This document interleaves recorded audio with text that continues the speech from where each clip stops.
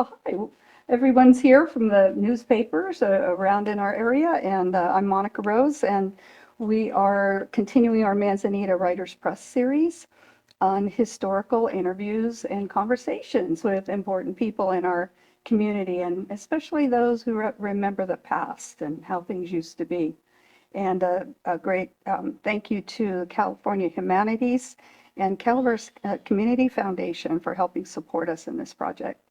So I'm going to first introduce Corissa, and she can talk about herself and what she's doing in the newspaper business in our area, and then Dana and then Mike, and they'll introduce themselves. And so, well, let's get started. I'm Corissa Davidson. I've been at the Calaveras Enterprise since 2015. I started at the front desk and I didn't know anything about newspapers, but I've done every job in the building. So when Ralph passed away last year, his family felt I was the best person to help keep the paper here. I think community journalism is important because we need to be informed about what's going on.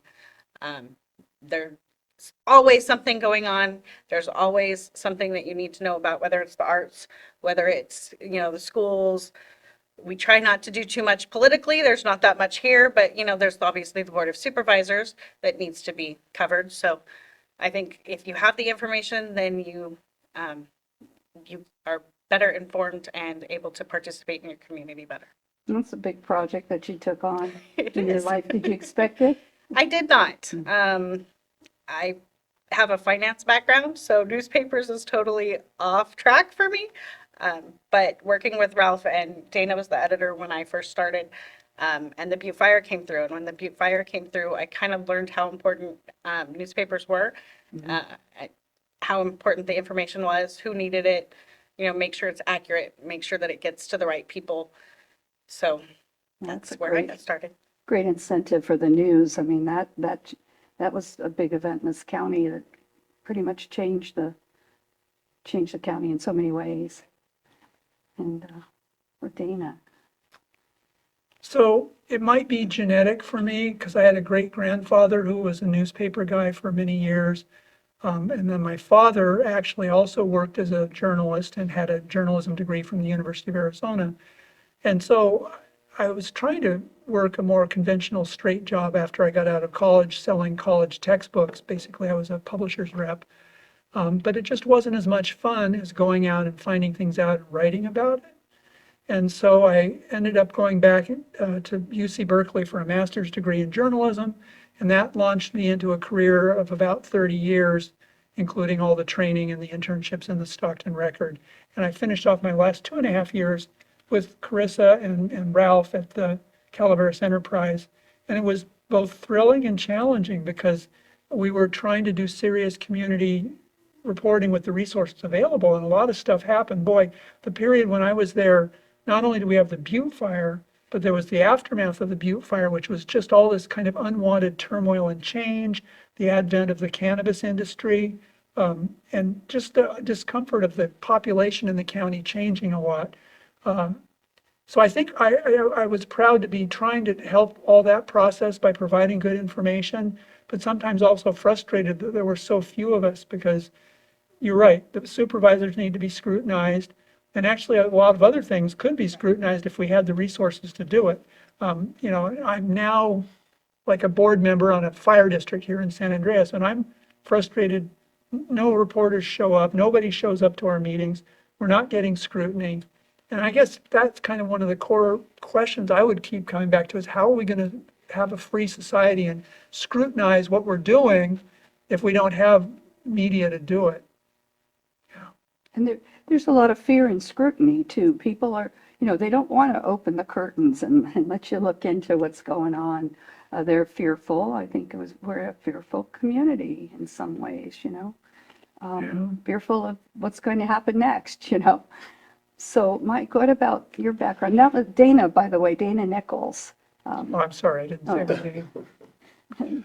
I'm Mike Taylor, and I tripped and stumbled into the newspaper industry. I was good friends in high school with Ed Peterson, who was the youngest son of John and Eleanor Peterson, who owned the Calaveras Californian and the Calaveras Prospect, two newspapers that at the time were subscription newspapers in Calaveras County, covered the two halves of the counties, with basically Fourth Crossing being the dividing line. And Ed and I both watched a lot of movies, and he kept encouraging me, and this was way back, I dug out the old copies a couple of weeks ago. And Mr. Mike's Mondo Video was born in I think it was 87. He knew I watched a lot of movies, and video stores had started to show up in the county, so it was easier to get a good old VHS tape, watch a movie, and I would review movies that way. And he encouraged me to write the column. I started doing it. I made Eleanor laugh, and that was kind of the start of me in newspapers. I went to trade school and about 3/4 flunked, 1/4 dropped out of it, and came back to the county and was working in other industries. And I came to work for the Petersons to sell advertising up on the Highway 4 corridor for the Mountain Echo, which was a paper that they had started to put out as a mailer that you got every week. And that was kind of an advertising driven with a little bit of news in it. Kind of, they'd steal a couple of stories from the Californian and put them in there. And then the sale of the Prospect and Californian to the gentleman Darrell Phillips, who was buying those papers and the Calaveras Enterprise. And then Darrell unfortunately drowned on April 1st. Oh my gosh, I thought I was going to remember the year, and I don't remember exactly what year that was. And so we at now the Enterprise were fearful, what's going to happen to this thing? Well, Darrell had pulled in Ralph and another gentleman as silent partners. They were helping to finance his dream, which was to own community-based newspapers. And I'll never forget that at his memorial, there were photographs of him with everyone from Muhammad Ali to Richard Nixon. I mean, Darrell had been all over covering mostly sports, but then he was editor for papers down in Manteca. And to me, it was interesting. Oh my gosh, he ended up having this kind of worldwide career, even though he was just here in the Central Valley. And working at the Enterprise, selling advertising initially, and over the course of time, as Ralph got full ownership of everything, we had a general manager who just looked at me one time because I was still writing a column for the paper. And he said, "Why don't you want to be a reporter?" And I said, "Well, I'm not sure I could crank out at the time, 4, 5, maybe 6 stories an issue of the paper. So that's twice a week." I just thought there's no way I could do all this. And he said, "Well, we've got an opening in the newsroom if you want to try it, and I jumped in and very quickly learned that if you're covering government or schools, you follow the money, because that's both the root of the problems and usually the root of the disagreements, especially in education. People in small rural areas like ours, rural in comparison to the Central Valley and Southern California, they don't realize how little local control there really is over education. Mm-hmm. The state says, here's your money, you can only do that with it, go do that with it. And school districts of our size up here have difficulty navigating that because they don't have 200 kids to put in that program that uses that money, but gosh darn it, they need that money. And then, of course, covering the Board of Supervisors, you definitely realize that you kind of follow the money, and that tells you where people are watching government. And so, talking about the past and today, you developed sources back then. And it wasn't a clandestine, a lot of times in Hollywood, they make it sound like, a secret source, and everybody wants to talk about Watergate or something like that. And when we say a source, we just mean someone in that office who's a great source of information when we have a question about the auditor controller's office, and maybe that is the auditor controller, or maybe it's a secretary or another worker in the office who we would call. So covering county government became kind of you're not really trotting the halls, but you were using the phone a lot, and this was when it was a landline. So, you had that list of sacred phone numbers that you carried with you, or those numbers that end up in your head. Rolodex. Yeah, the old Rolodex. And yeah, you mentioned a Rolodex now, and a what a who? I had, So, I yeah. had, I had multiple Rolodex. Oh, yeah, I must have revised mine 3 or 4 times, because people change positions. And so, and then probably my crowning achievement slash biggest debacle was Sierra Lodestar. Oh, And that was when we decided to try and pull Calaveras, Tuolumne, and Amador counties together under the entertainment umbrella, because I was going to review shows in Amador County and in Tuolumne County. You've got some big, pretty close to professional, houses in Tuolumne County at the time. And so we were able to pull together a weekly, I hesitate to call it a magazine but that's kind of the format that it followed. But where I think we succeeded there was we pulled from the community some people who brought really good content. Today everybody talks about creating great content. Well, we were doing it on a piece of paper, not as much on a website or on a video channel as we see people doing it now. and it was free. It was free And people picked it up. if the advertisers came to, we started Sierra Lodestar on kind of the field of dreams mindset. If you build it, they will come.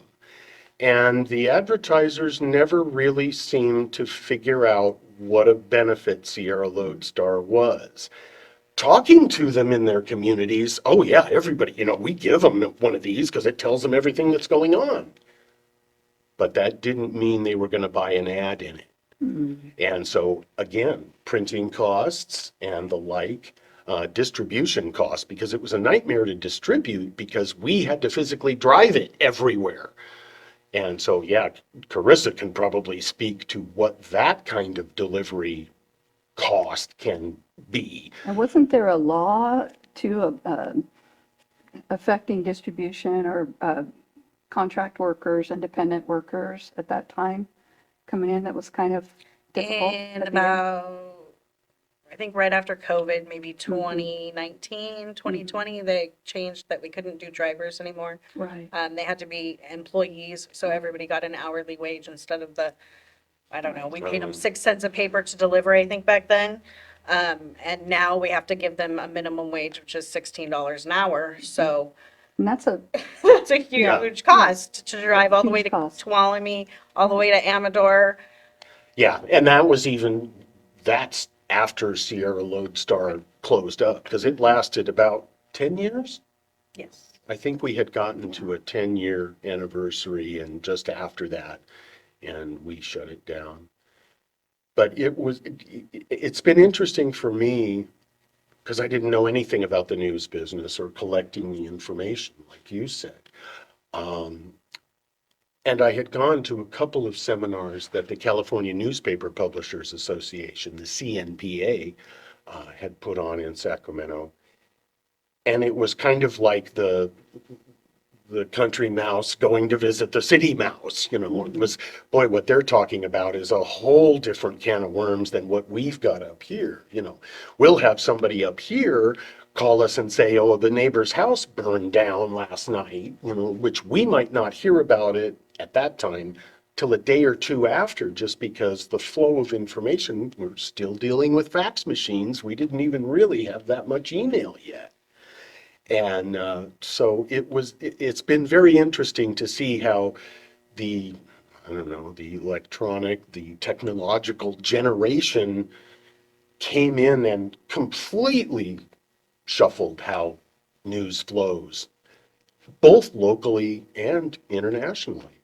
yeah, people are posting on Facebook, and I guess, that gets picked up and somehow the paper gets wind of it. And I get about 5,000 emails a day with people telling me what's going on in our county, and honestly, I can't go through 5,000 emails. It's impossible. it's the physicalness of it. We're almost inundated with too much information, even in our small area. And most of the emails I get aren't even from our county. They're from Sacramento, or they're from San Diego, or come on, people. We don't cover that area. Stop emailing me. Yeah. But So, and then staffing wise, you have to have a small crew, but you've got a great crew right now working. I we have an think. excellent crew right now. Mm-hmm. Tori's been in the business for about 35 years. Lance has been in the business for about 25. And Marie trained with us, so she knows the county better than the other two. But Tori was with the My Mother Lode News before she came to us. So she was already set in place. She already knew who all the players were. So that was a huge asset to us. And Lance, he came over from the Elk Grove Citizen, so he loves to cover politics. So he just slopped right into that Board of Supervisors slot. But yeah, they've got amazing experience. I learned something new from them every day.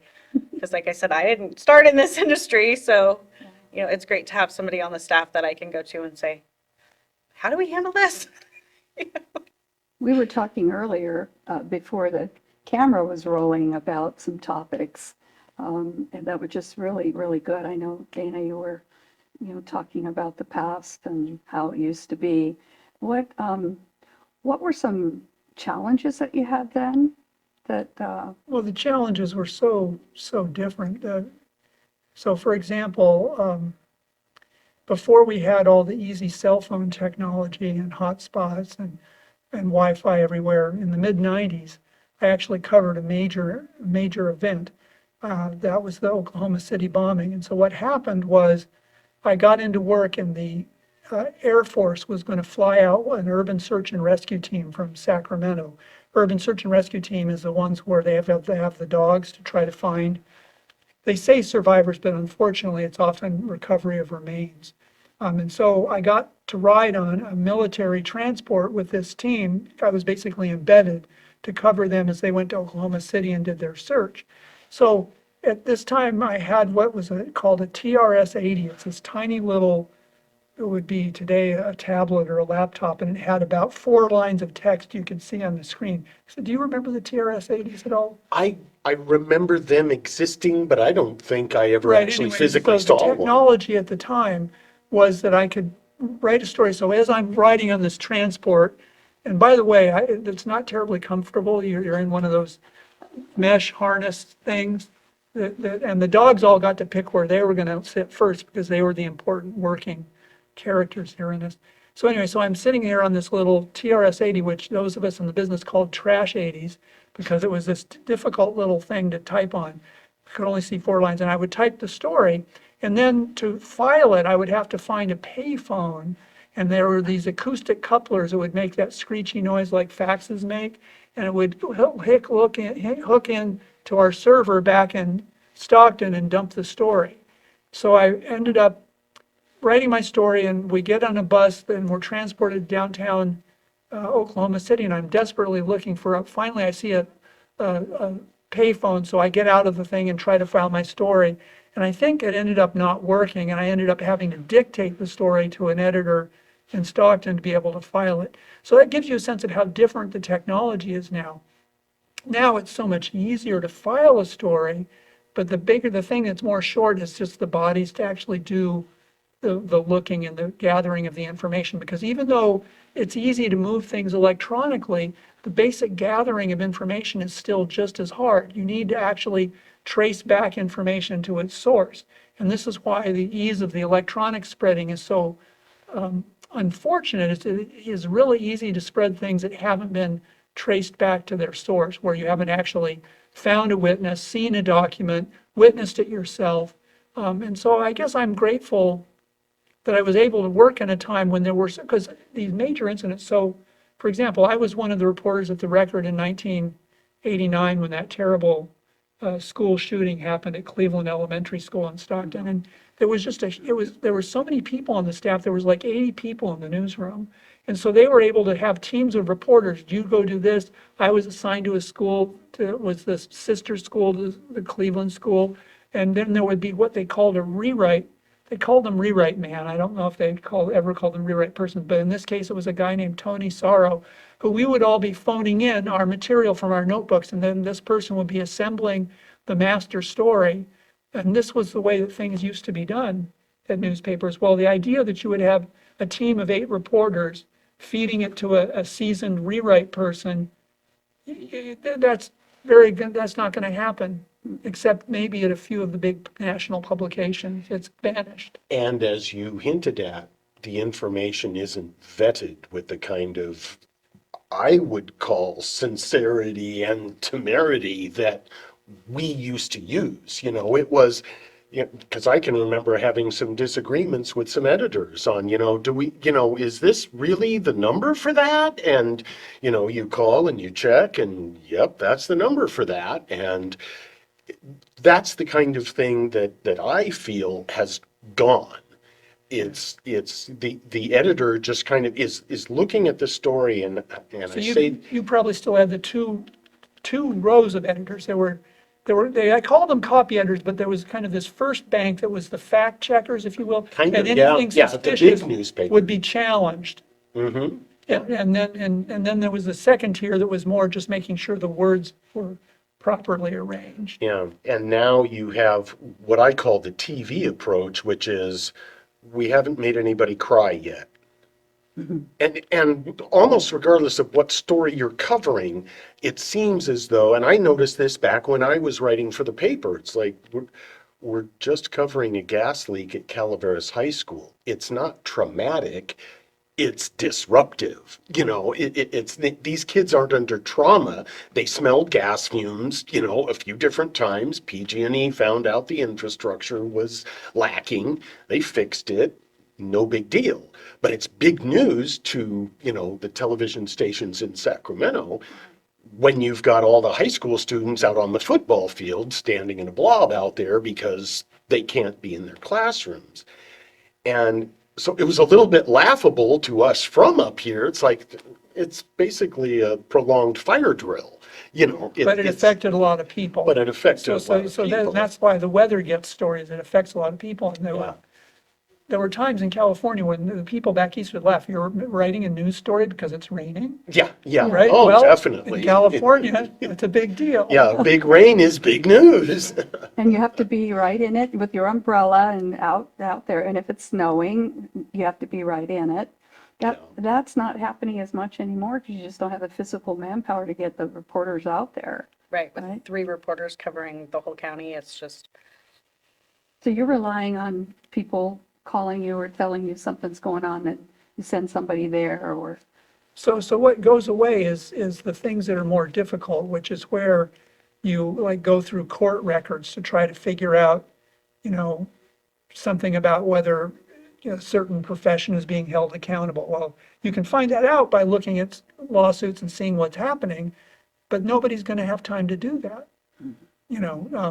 Or going through public databases to try to figure out, all the changes in spending. That stuff is all available, but who has the time to set up a database, right? You know what I'm saying? understand. It's like, Well, Dana, you mentioned a newsroom at the Record of about 80. yes.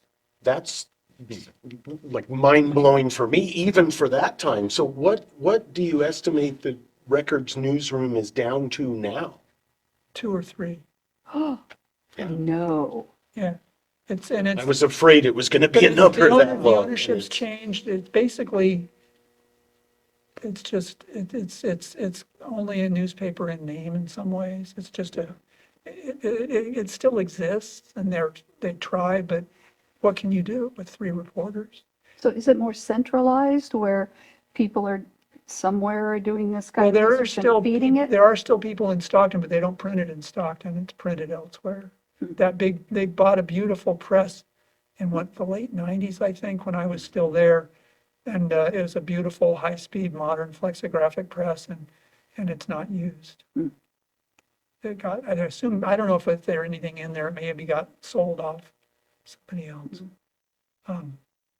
So there is this rival electronic-only publication called Stocktonia, but a friend of mine who's been writing for them doesn't get paid regularly, and so he's not able to really write for them. I mean, and here's the other thing is that not only is it a matter of getting paid, but when you have a substantial newspaper employing you, you know that they're going to back you up if for example, a judge or somebody tries to force you to give up a source or something.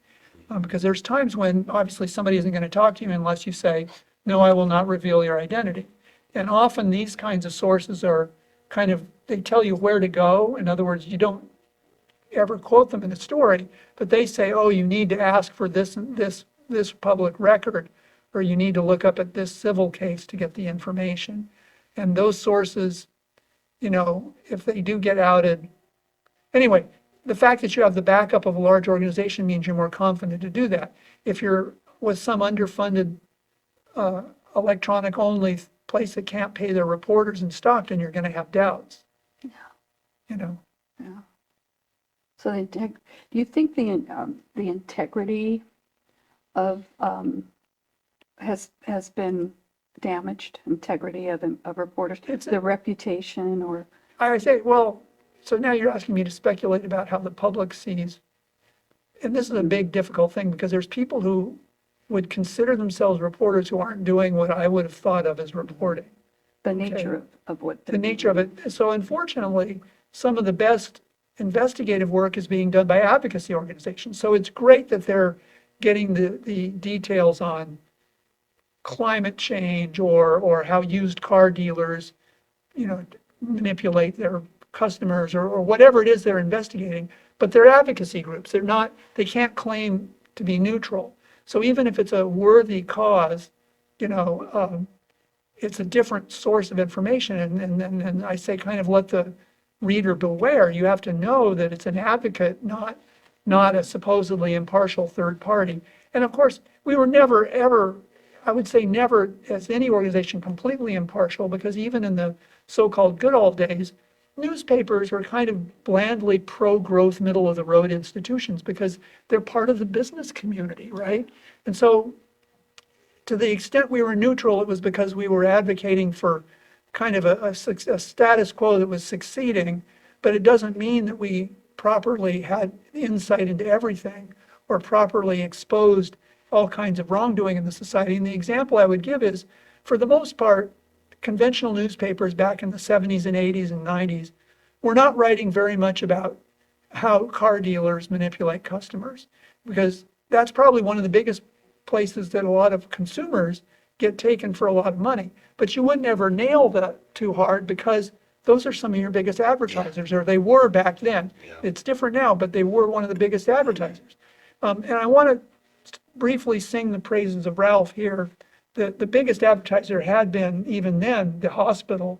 And I came up with a story that made some hospital actions look bad because I'd done some court record research after getting a tip. And sure enough, there's a guy who a sponge got left in his body and he ended up dying from the secondary infection. And it was kind of like a little mini investigative piece.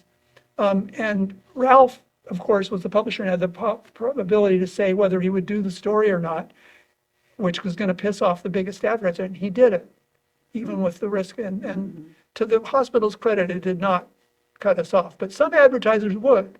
And it's like, do you want to write stories that are going to hurt the thing that keeps you alive?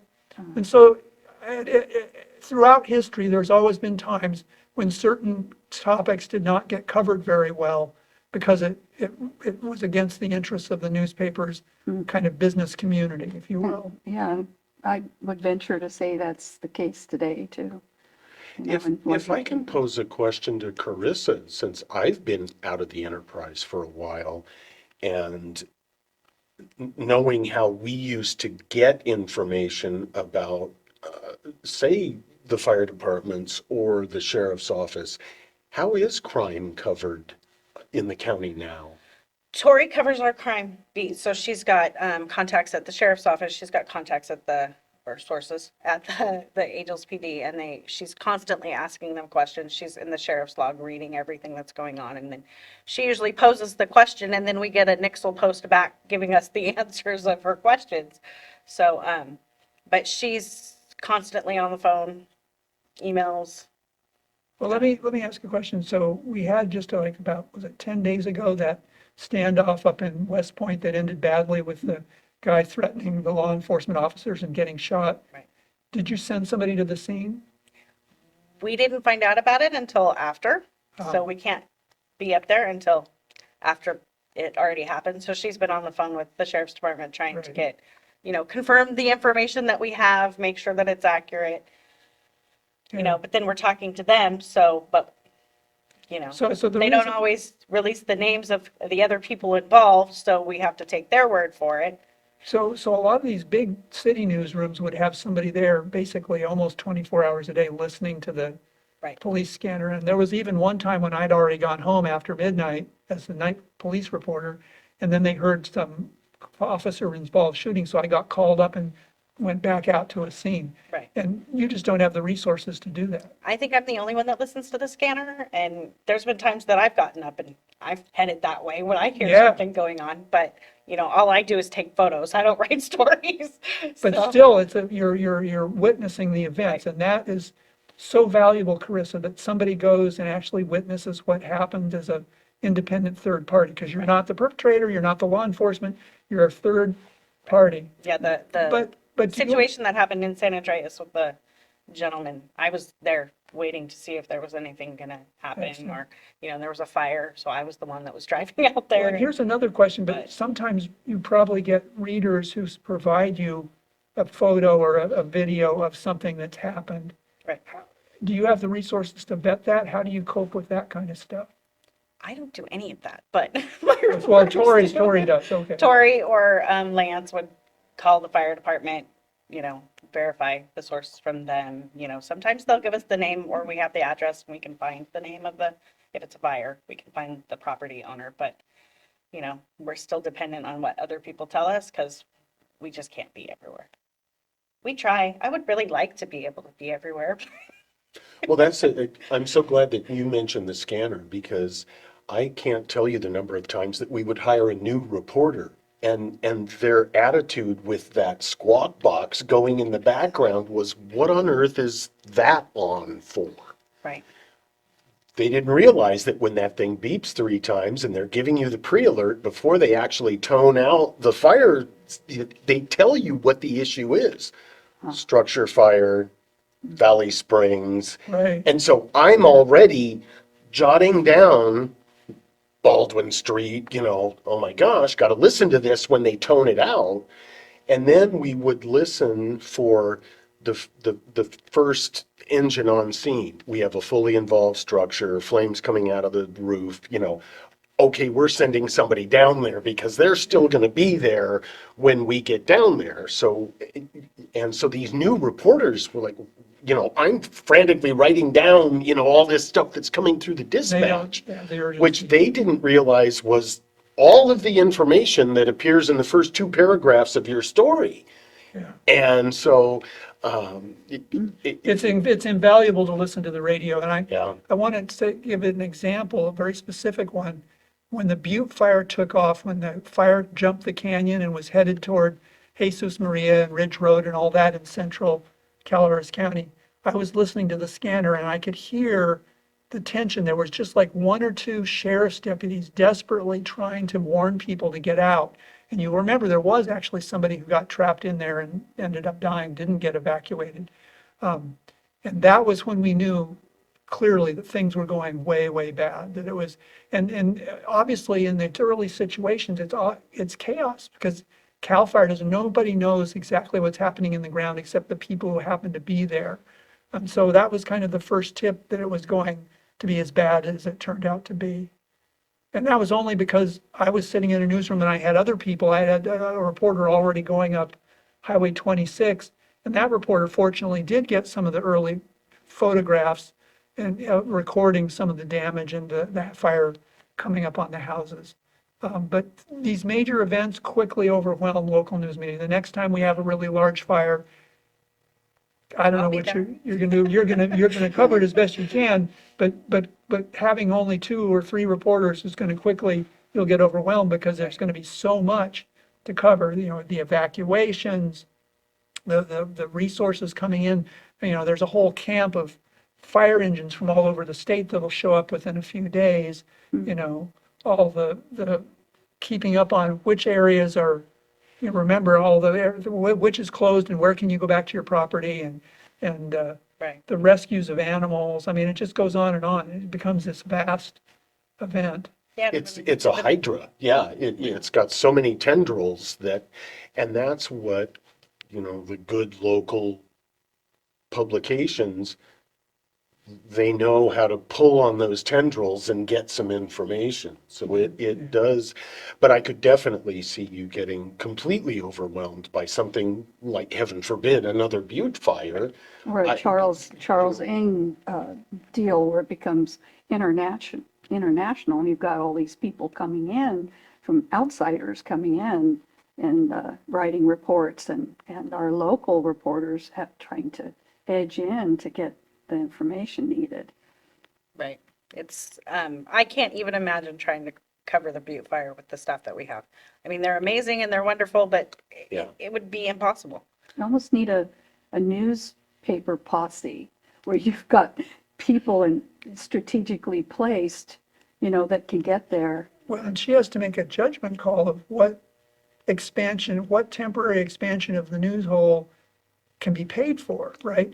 Because a lot of times newspapers would have budgets for expanding the news area because you knew it would pay off because you're going to get some other kind of advertising you normally don't get, like attorneys looking for people who've been burned out, for example. I imagine that we made some money off of that after the fire, but the timing is off. It's the time when the news is needed isn't necessarily the time when the ads are coming in. Right. So I don't know how you can't, there isn't necessarily as much resource there to do that, but but do you have a budget for temporarily increasing the news hole when big events happen? I'm just curious. We're just trying to stay in the black right now. We're Right. not there. So, Right. I mean, as far as the budget goes, it is what it is. We're doing the best we can. There's no extra funds anywhere. Like I said, we're running in the red. We were in the black for a few months. I think this year we were in the red, we were in the black maybe 4 months this year. So Do you need to increase subscribership? Would that help? subscribers would be amazing. Advertisers would be amazing. Okay. The advertisers that we do have, when they place an ad, they say they sell out of their shows if it's a theater. They get a lot of extra traffic in their stores. But then they get too busy and they don't want to advertise anymore. And then subscribers, we've dropped subscriptions since I took over the paper, which we kind of expected to do because it's a new publisher and everybody has to see what I'm going to do. But they're coming back up. We've increased our online subscriptions, I think 4 times what we had before. That's good. So, I mean, that's a huge market that we had never tapped before. So we're hoping that that will help us get where we need to go. Good local coverage too on events, sports events. That's great. And your children's page with the activities, I think that's great to get the kids in reading. Well, I have children at the elementary school, and they did a story on the ferry. I don't remember what she was called, but she was on America's Got Talent, and Zelda, the Zelda fairy. Oh, Does yeah. anybody know what I'm talking about? So the kids at school were all reading the paper and they were passing it around, and I thought, you know what, if we can, they were all interested, and I said, we need to do something to keep them interested. Whether it's a puzzle page or whether it's something, they need to know that the local paper is not just for their parents, that it's for them too. So we tried to put a puzzle page in there for the kids so that That's they great. could. And a lot of times they come up and go, I read that story, and I'm like shocked that an 11-year-old is reading the newspaper, and it's not on their tablet, it's the actual physical paper. So, but most people fall in love with newspapers when they're little, and then when they're older, it's just something that they've always had. So if we don't have that when they're younger, then we may lose our newspapers when they get to be my age or your age. Oh, yeah. Like I just love the physical touching of the paper. Like I told you earlier, I read everything, the public notices, and I love CryptoQuip. Sorry, that's my favorite. And it's a tactile thing. I just have my coffee and I'm sitting there, and just love to interact with the paper, read all the public notices, who's doing what, who's opening up businesses or renewing their business license. I just love that stuff. And people don't realize too that if you're looking for a job, that's where you go. Public notices. What new business is opening up that may need some help? Right. And so people don't know that's a job hunt technique. Kind of cool. little Well, it's, known. and you mentioned the tactile thing. We lamented people not wanting that tactile thing anymore 10, 15 years ago when subscriptions were so hard to get because people were going to their tablets and their phones. And so, when the news is so easily available right here, whether it's been vetted or not, they're going to go for easy, and so I think it has become a generational thing. Young people do lose track of the fact that there's that thing called a newspaper. It's kind of like the old phone book. People joke now that those were just used as booster chairs in restaurants, but those of us who used to write, at newspapers, know that the phone book was, used just as much as everything else in your Rolodex that would help you find something out, so. Right. In the COVID changed the way we see things too. So a lot of people were on their phones for school and they were on their tablets for school. And so even when I go to the high school, they're like, give me a paper. I don't want to have to look at another screen. I want the paper. I want the book. And so we've seen a shift away from the online to back to the print publication because of, Nice. they're inundated with all these screens and they don't want these screens anymore. Right. Right. I was thinking, going back to the physicalness, I remember going to the archives and looking at those newspapers from the 1800s, 1850s or so, and how the edges were disintegrating. And they didn't ask you to use gloves or anything in those days. So this preservation of news and being able to go back and physically look at it. Then we had the microfiche. Who looked at that? Nobody looks at that. What's going to happen, this vesicle of information when, there might be a power outage or whatever, people are not going to have anything to look at. So that physical, product, that physical thing, it's still, still something you can look up, right? Well, I remember at the Enterprise, we spent about a week in our heads wrestling with what do we do with all these negatives? Photographic negatives, film. And because we were saving it, there's the world record, Rosie, the Riveter, setting the world record jumping frog jump. And we went round and round because we had gotten to the point where electronic cameras were good enough. We were doing all digital photography by that point. And so the negatives are just this cumbersome thing that's hanging out in a couple of file cabinets, but they were full of negatives. And they weren't as well categorized and cataloged as we might have liked. But at the same time, less than a year after we purged all of that, it was, oh man, I wish we'd saved XYZ because I bet we had photos of that when it happened. Was there any discussion of digitization at that time? Well, that was a manpower thing. I do Right. remember that it was, we could scan them because we had a negative scanner because we would still, sometimes use our negatives. But I remember, and comparing the then to the now, the sports reporter would take at least 3 rolls, and we would roll our own film in the darkroom. So, because we used to process all of our own photos. So we would roll our own film to be taken out onto the scene and loaded into the cameras. And the sports reporters in particular, we learned don't do a roll of like 36 because then you're going to waste half the roll. You might not shoot it all. You don't take 12 because then you spend all your time changing rolls of film. So they settled on about 24 shots per roll. But they would come back from a game with 2.5 of those rolls of film filled with images that today we just go, no, no, no, no, oh, But you had to wait a actually minute. look at all of them. But you had to look at all of them. So you Develop. had to take that back to the office. You had to at least Develop. develop the negatives, and then the reporter could scan through that. Did I get that shot? That was what, about halfway through the first quarter? And so it was time consuming, but it was all there. You know, now electronically it is. It's no, we don't want that one. So it can be very quick and easy, and then it does get saved. You know, and so that's a really nice thing about technology, is that stuff becomes relatively easy to save, and you don't even have to have it in your system. You can just, you know, here's that memory card full of all the photos from 2023. Right.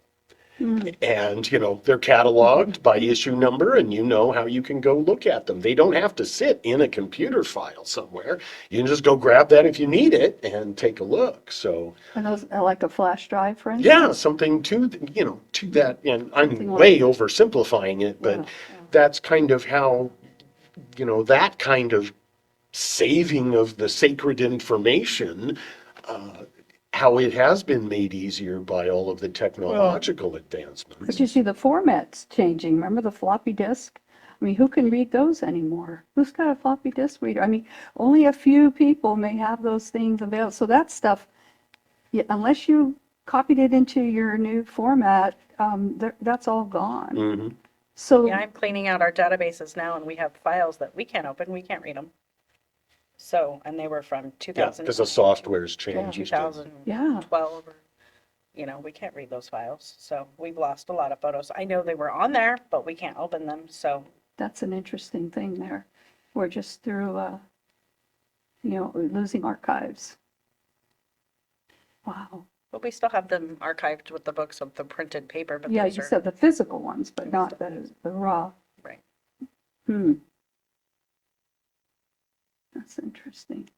And we're trying. So do you remember, I remember seeing you at the fair and with your camera and going to, you know, doing all the reporting, and I remember seeing you about town, Dana, and collecting stories and going to the Historical Society. Do you remember any events or incidents that stand out that were particularly kind of fascinating and to you, you know, some kind of an event that you covered that you got some unusual information, or it was just an unusual thing? For me, it was a story that I wrote very early in my, okay, I'm going to write for the paper now. And it was when Billy Westernoff still ran the food bank here in the county. And the food bank was very small compared to what it is now. I mean, very, very small. And she had called me and said, you know, boy, we're really seeing an uptick in the number of people who seem to need our services. And okay, that sounds like something, you know, we should be interested in. And I went and spoke with her and was amazed at how small the operation was, and yet how many people could be assisted. And so I write this story, and I'll never forget it because it ran in Tuesday. At the time, the paper came out on Tuesday and Friday. And the story came out in Tuesday's paper, which would have hit the street, depending on what town you were in the county, maybe by about midnight on Monday night. Tuesday's paper, you know, got back from the printer, got into the trucks, and went out to all of the newsstands. On Tuesday morning, about 10 o'clock, I got a phone call, and it was Billy saying, "Oh my gosh, thank you." And I, what? And she said, when I got here at 8 o'clock, there were 4 people waiting because they didn't know Calaveras County had a food bank. Okay, so immediately in my head, I got that little, you know, power of the pen, you know, kind of notion. But at the same time, I was thinking, wow, so these are people who needed the help, somehow got a hold of the newspaper. I don't know if they grabbed one out of a rack or if they saw one at a grocery store, but to be waiting at her office at 8 o'clock in the morning was just astounding to me. And I thought, wow, I've got to be really careful with how I do this job now. So it gave me a really good kind of wake-up call. Wow, Mike, you can get a lot of information out there to people who really need it, but at the same time, make sure that information is correct. Yeah. And it was really heartwarming the way Billy was just as flabbergasted as I was. But she said, that continued for the next 2, 3 days where she would get there in the morning and people would be there. Oh, I saw that thing in the paper. And again, that physicality, because this was before there was a website. So it wasn't that somebody had clicked on it online. It was they had that thing in their hand that said, Calaveras County has a food bank and its hours are this. And so that really taught me quickly that you have to be as careful as you are passionate. And you watch what you're doing. Yeah. And unfortunately, I feel like that has been kind of meted and sifted out of the system a little bit because every Tom and Dick and Harry and Henrietta is out there gathering news. Yeah. And well, you're gathering it from just that point of view. What do the people on the other side of the neighborhood say about that? And so that's where I think the readers have to be careful. Whose information are you trusting? And now with the way people want to cancel somebody so quickly for suggesting that, well, wait a minute, why don't we talk about that since it makes you so uncomfortable? Why are we uncomfortable around that issue? Let's move past the discomfiture and let's move toward we're all in this together. The way we fix the potholes is, so. Let's discuss it. Let's talk about Well, it. Let's get it and the done. discussion is even kind of trying to go away because we're not allowed to ask questions anymore. And that's the part that troubles me the most about news gathering now is no, you don't get to ask questions about that. Well, let me give you an example of a story I was involved in that made a difference, but is memorable to me because it's pretty upsetting. This was in 1992, and it was basically a misguided search warrant that led to the death of both a homeowner and a police officer. And it was one of these things where the investigators had arrested some guy like for dealing marijuana at a fast food joint, and he had received mail. This was a person who had received mail at a particular address. So then they get a warrant to search the address where he had received mail. Well, it turned out that he had was receiving mail, but he didn't live there, had no presence really at this house. It was just some people he'd know. And this was like somebody who was like a migrant farm worker. And so he didn't have a permanent address. And this other family had agreed, okay, you can send your mail to our address. Well, so the people who are at home are this adult mentally retarded male, an adult pregnant woman, and their father. And their father, kind of the elder of the house, is a guy who'd been a landscaper for many years and was involved in his church and all that, kept a gun by his bed to defend his family. So when the police break in, he thinks that hostile strangers are coming into the house, and he kills the first police officer through the door, which is this terrible, traumatic thing, a guy named Art Parga. And anyway, so Mr. Ramirez then gets killed by the next police officer coming. So I ended up going with this other reporter there to see that the day after. And this was basically after the investigators had stripped the house apart and never found anything.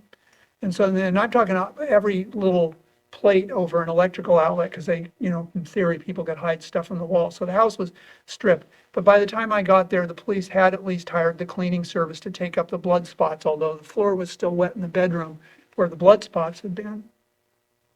So this one was pretty emotional shock to come into a house because when you see something like this, you immediately realize, well, if they can accidentally go to the wrong house and somebody ends up dead, am I safe? Couldn't somebody accidentally come to my house? And it's just one of those terrifying things.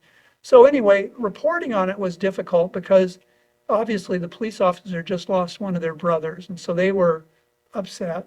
This family and the wife had been gone to Mexico, and she flew back, and so by the time the wife came back, I could speak enough Spanish to interview her about the thing and to talk to the adult daughter about what had happened. This thing went on for years, and eventually the city of Stockton changed its policy on serving search warrants in the middle of the night, to not do that, because obviously it was such a high-risk thing that people could die so easily. And the family got paid a big settlement. But it's like you never really want to cover something like that. And I've been lucky in my career because I have not had to look at many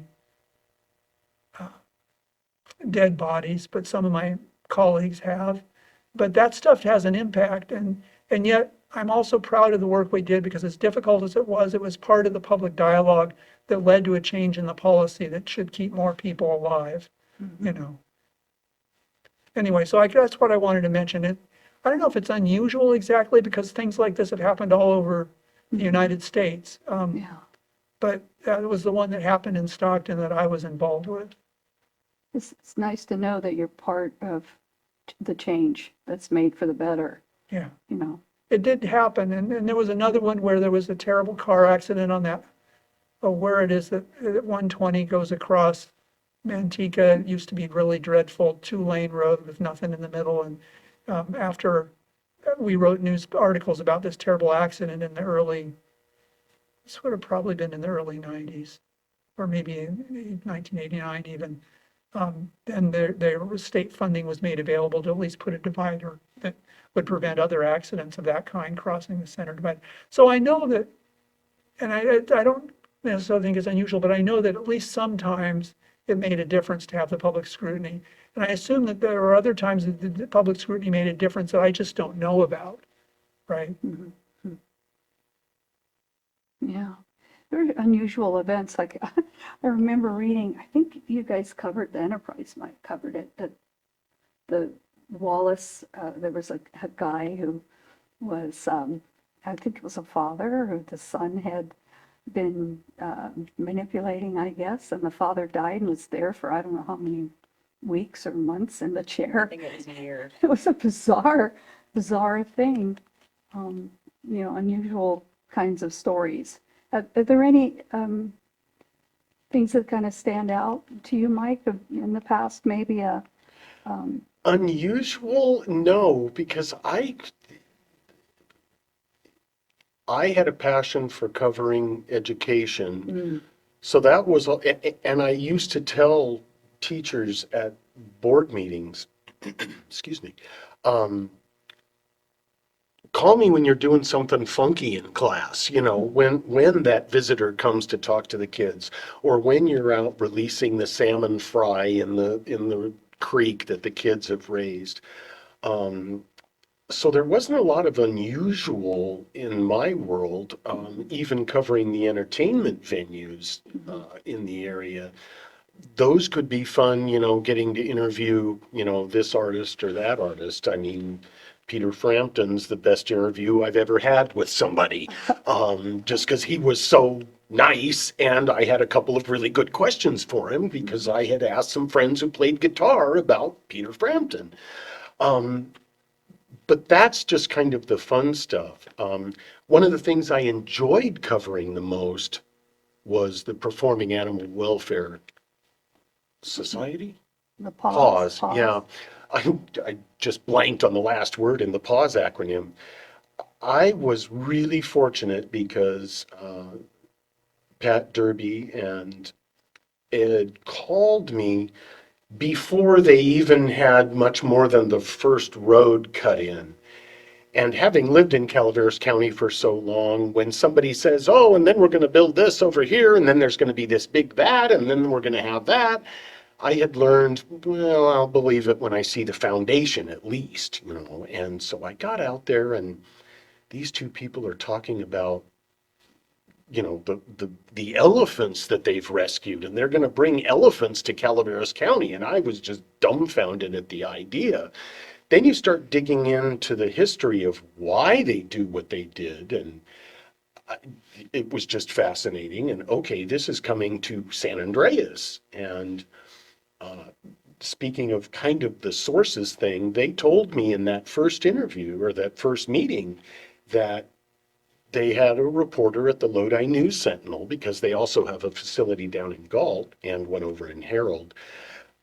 But we call that reporter when something is happening. You know, we're getting another animal, or this is going, or this animal died, or whatever, because they're very concerned about how animals are kept in captivity, not just how do we rescue animals from the entertainment industry. And they said, we'd like you to be that person. And I said, that would be wonderful. I appreciate that. This is really going to be something unusual. It's not something that brings tourists to Calaveras County necessarily. Just a couple, 3 times a year, people will come here. So it's not a big draw for the county, but it sure is 2,300 acres of, oh my goodness, you know, this is needed. And here these people are.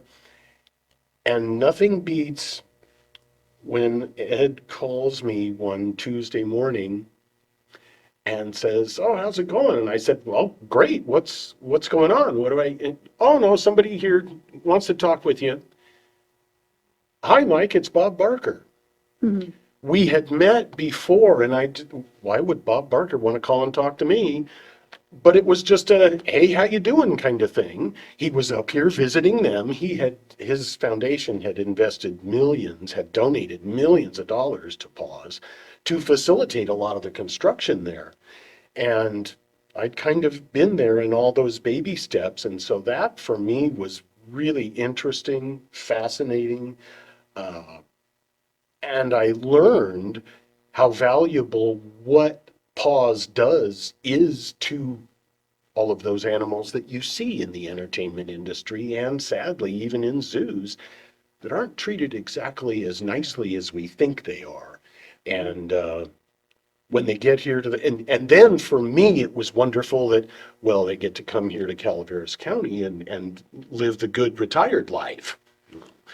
And so that, but then getting to see the way Paws immediately embedded itself in the community. I mean, every bit of fencing out there was built by folks at Brisky Well Drilling. You know, they hire locals to do stuff. They buy their meat and produce, what they don't pick up that's thrown away at like Costco down in the valley, they buy locally. So it's really something to see that, okay, we're going to put the elephant barns down here, and then we'll probably have the bears over here. Okay, we'll believe that when we see it. And sure enough, here it is. I know we've got some great things going on in this county. So I was going to ask too, we talked about this a little bit already, but with social media and the changes, how's that affecting the news? Is it detrimental or is it helpful? Well, anybody can go on Facebook and post anything, and it doesn't have to be accurate. There's no anybody looking over their shoulder to see that it's right, even close to right. You can post anything on Facebook, and a lot of people take that as, oh, well, it's the news source. And I've heard the term fake media so many times in the last couple of years that, you know, I just got told this morning that I have fake news in the paper. But you know, we're vetting our sources. We're making sure that the things are correct. So just because something you saw on Facebook says that we're wrong doesn't necessarily make us wrong. And then there's the financial end of it. You can advertise on Facebook for pennies. With us, you know, it's a lot more. We have to pay for the printing costs. We have to pay for staff. We have to pay for, you know, all of these things that we do. So for you to advertise with us, it's a little more costly. Most of our advertisers say that it's worth it. But there's always those people that say, well, I can advertise on Facebook, so why do I need to advertise with you? But a lot of people don't see your Facebook ads. You know, I've talked to several people this week that said they posted ads for tax services online, and they haven't gotten any calls, so they're running one with us this week, and I have no doubt that they'll get several calls from the ad that they're running with us. But I would say probably financial, and then, you know, it's helped us because we can get the word out there in some areas. You know, when we're post something online, we can post it on Facebook and, hey guys, this is what's going on. When there was a fire in Copper a couple weeks ago that we, you know, immediately tried to get up on Facebook because we know a lot of people look at that for information. But it's kind of changed the industry. It's made it a little more harder to do our job. I can imagine.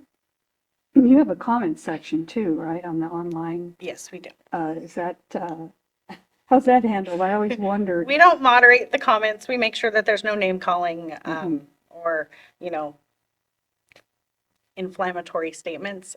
But most of the time we don't monitor them. We just don't have the staff to do that. Mhm. So a lot of times the comments on there are interesting. Do you get a lot? Do you get a lot of people responding or It commenting? depends on the topic that we're posting. Right now, we have a lot of people upset at one of our reporters in particular, so they're posting some unkind things his way. But you know, he's doing his job, and I told him if they're not happy with you, then you're probably doing what you're supposed to be doing. So That's a You good know? philosophy, yeah. Poke the hornet's nest a little Right. bit sometimes. so if they don't like you, then you're probably doing something right. If everybody's happy with you, then I have to kind of question if you're actually asking the right questions. Mm, So yeah. So where do you guys see things going in the future? Or, I mean, if we had a crystal ball, from your experience and what you've seen, where is it headed? Well, we're inherently in a volatile time, and if I look at social media and all the evolution that's happened, we couldn't have really exactly predicted that.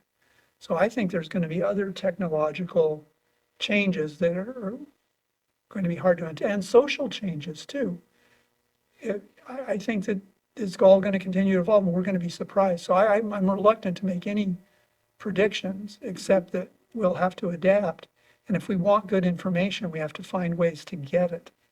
And that may mean paying for it and trying to figure out who to trust. Because the thing about social media is we are paying for it, but we're paying for it by basically being subject to the advertisements and manipulative algorithms that are targeted at us, you know. So like I said before we started the cameras, 6 or 7 years ago, we bought a camping trailer. Well, I've been just inundated with recreational vehicle ads ever since then, obviously.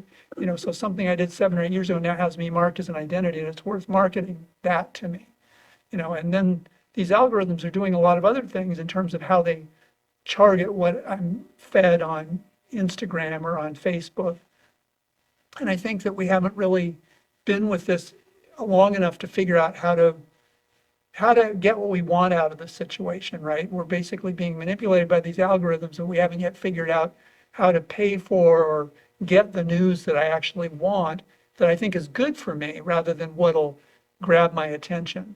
Do you think artificial intelligence will control any of the news business? Oh, I'm sure in a sense, these algorithms already are. I mean, you could call them, I don't know at what point it becomes artificial intelligence versus just a software algorithm, but these algorithms already do control what we're seeing and manipulate it because, and it's much more accurate. In the old days, the newspapers could tell that maybe rack sales would go up and down, but it wasn't nearly as finely honed as this.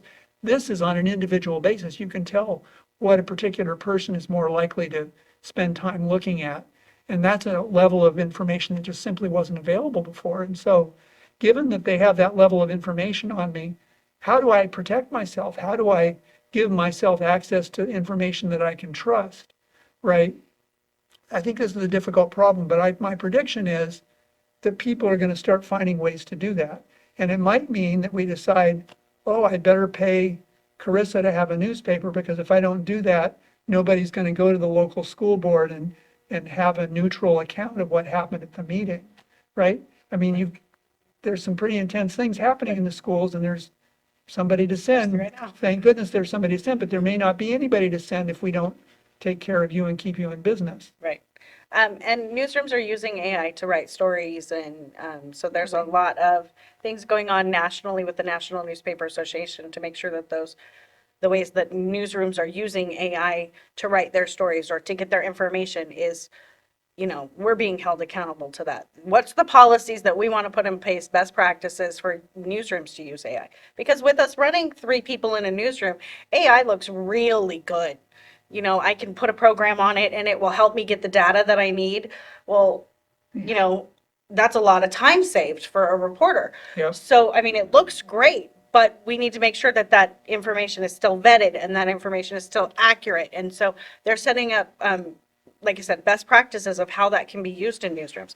So it may be a good thing for newsrooms, Like I said, most of us are running 3 or 4 people in a newsroom, and that's not anywhere close to the 80 that we were running. Right, but this is a But- great thing to talk about, because let's imagine that you can do an AI that can do simple phone calls. It can say, "Hi, I'm the AI for the Calaveras Enterprise, and I'm just calling you, dear Sheriff's Office, to check and see if anything significant happened overnight." Right.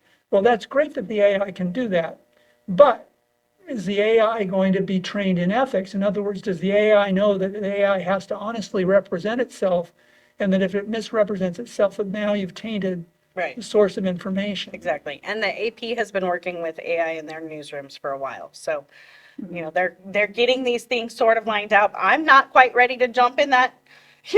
I still have a lot of questions about how it can be vetted and how accurate it can be. So I don't see our newsroom going that way anytime soon, but we do use the AP's style books. They're all online now so that we can run our stories through and, you eliminate hours of copy editing, which is great. I love it for that. But as far as, making phone calls and getting information out of where's it pulling this information from? I'm just not sure I'm ready to make that leap, but I can see, probably in the next 10 years, a lot of them are saying that that's where we will be going.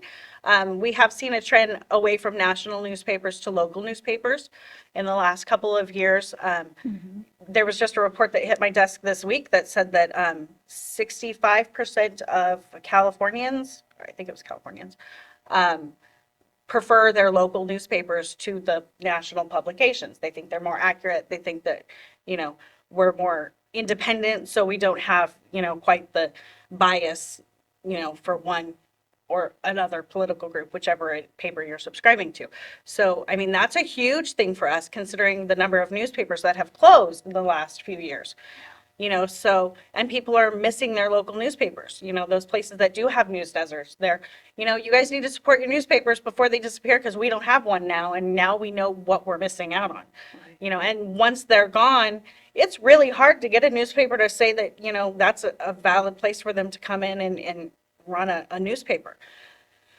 So. Yeah, and I don't mind getting the emails with the top stories from the newspaper, because then I can read it again physically, and it reminds me, oh, this is what it was all about. I can take time, slow down, and look at the three-dimensional thing, right? And it didn't just flip by in some scrolling. Right. Because it's very quick, and the way we're reading now is we're losing depth. Well, and there was one study I read when my kids were going through this whole COVID schooling thing that said when they read it on the screen, they don't quite process it the same way as they do when they're reading it in the book. They don't. It's skimming. So, And they miss key, because they're skipping and scrolling and skimming, they miss key pieces of information and data.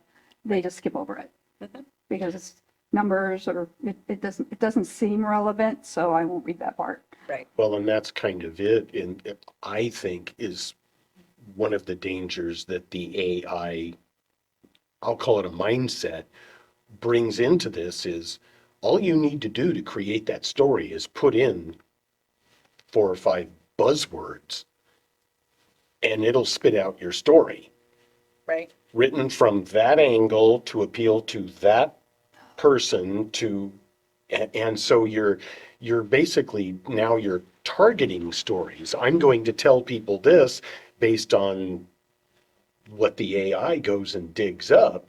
It spits out a story that seems like a human wrote it, but the AI isn't able to say, well, wait a minute, we really don't need that statement in there because that's just pushing a button over here that has nothing to do with this story.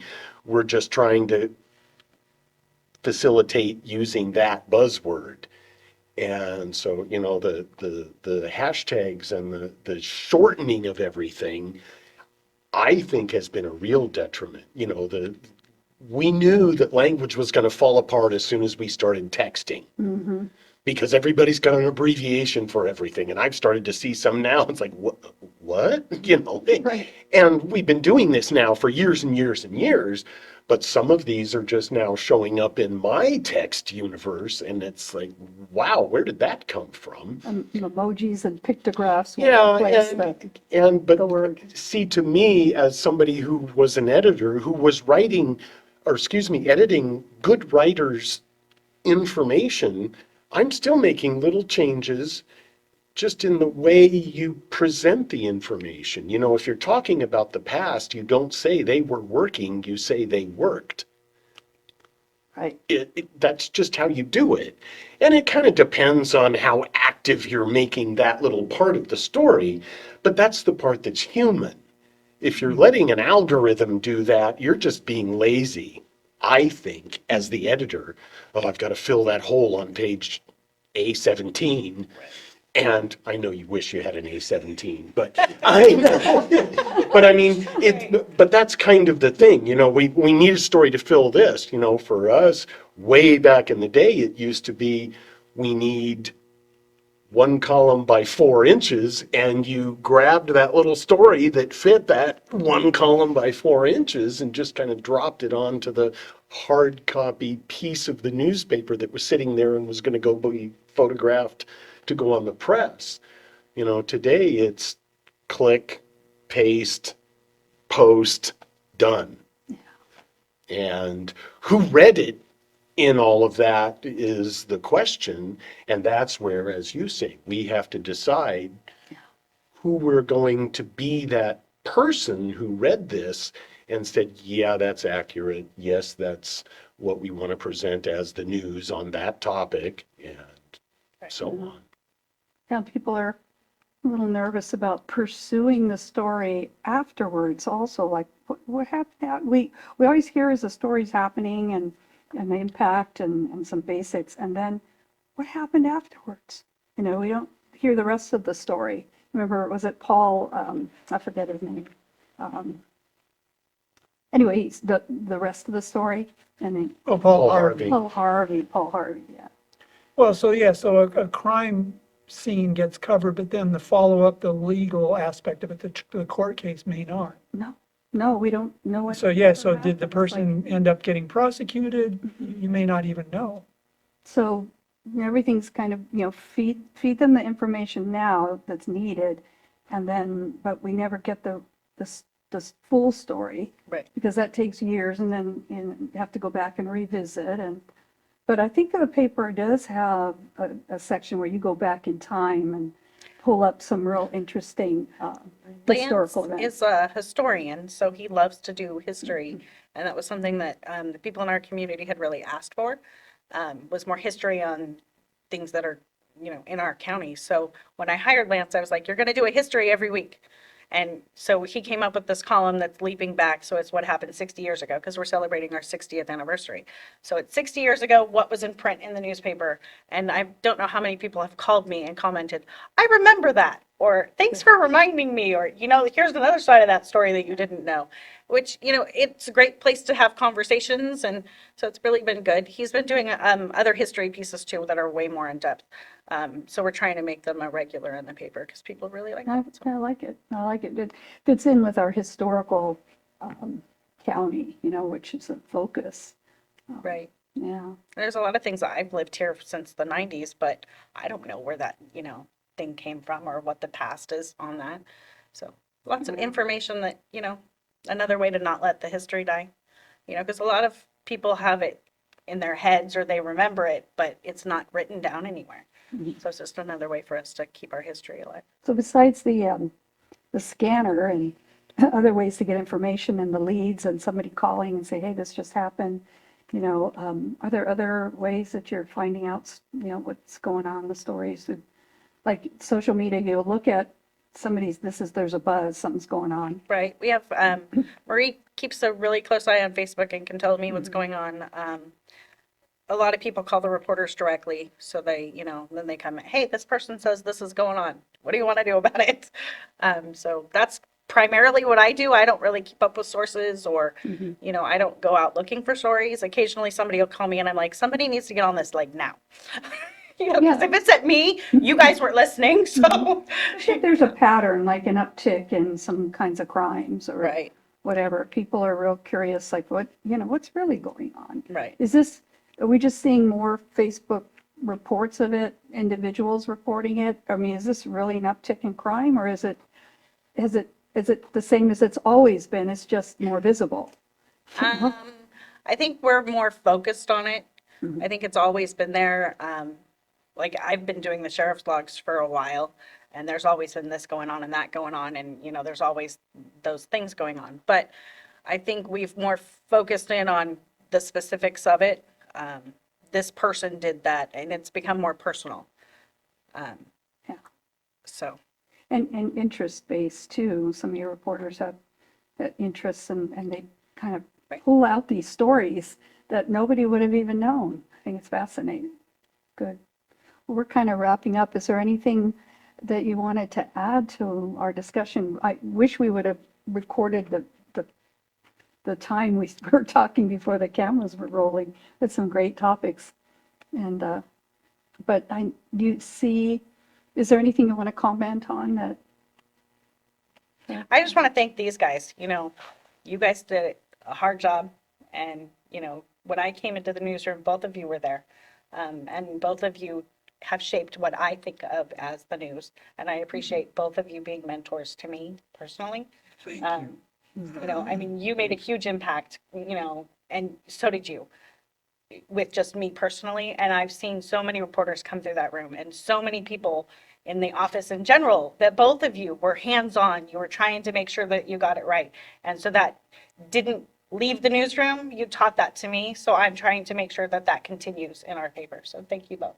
Oh, I appreciate hearing that, not the compliment, but that you're trying to do that in the newsroom. Because in today's world, that's just about impossible. So I give you heaps of trying. congratulations for that. well, it is, and so this is why I think it's so important to consider how are we going to keep things like this afloat?